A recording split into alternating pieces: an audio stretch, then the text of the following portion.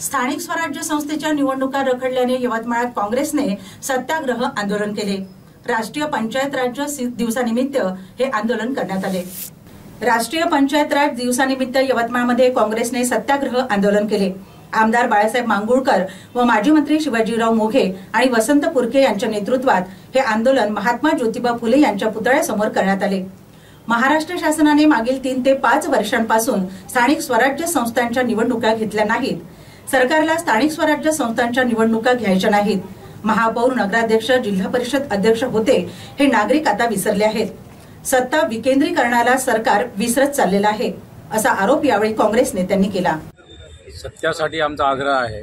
लोकशाही जगली पाहिजे हे सत्य आहे। सामान्य माणसाला न्याय मिळाला पाहिजे हे सत्य आहे। सामान्य माणसावर अन्याय होऊ नये अशा प्रकारे सत्य, आणि हे सत्य मात्र दडपल्या जात आहे। सत्याचा खून होत आहे आणि म्हणून आम्ही सत्यासाठी आग्रह धरत आहोत।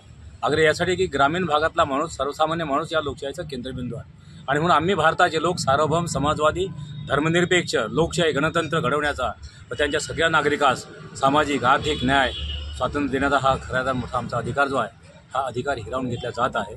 आणि म्हणून कुठलाही माणूस अधिकारापासून वंचित राहू नये। कोणताही माणूस स्वतःच्या अन्न, वस्त्र, निवारा आहे, गाडी, घोडी आहे, बंगला आहे, या सगळ्या प्रकारच्या वैभव संपन्न जीवन जगण्याचा आमचा तो अधिकार आहे, हा हिरावून घेतला जात आहे। आणि म्हणून राजीव गांधीचं स्वप्न हे होतं की या सर्वसामान्य माणूस देखील या निर्णय प्रक्रियेमध्ये सहभागी झाला पाहिजे। तो या देशाचा नेता झाला पाहिजे। या देशाचा सरपंचापासून तर या देशाच्या पंतप्रधानापर्यंत त्याला निर्णय प्रक्रियेमध्ये सहभागी होता आला पाहिजे। हे स्वातंत्र्य आणि हे सत्य आम्ही स्वीकारलेलं होतं, पण आज काळाच्या ओघामध्ये मात्र मागील 10-12 वर्षापासून प्रत्येक माणसाचा खून होत चाललेला आहे।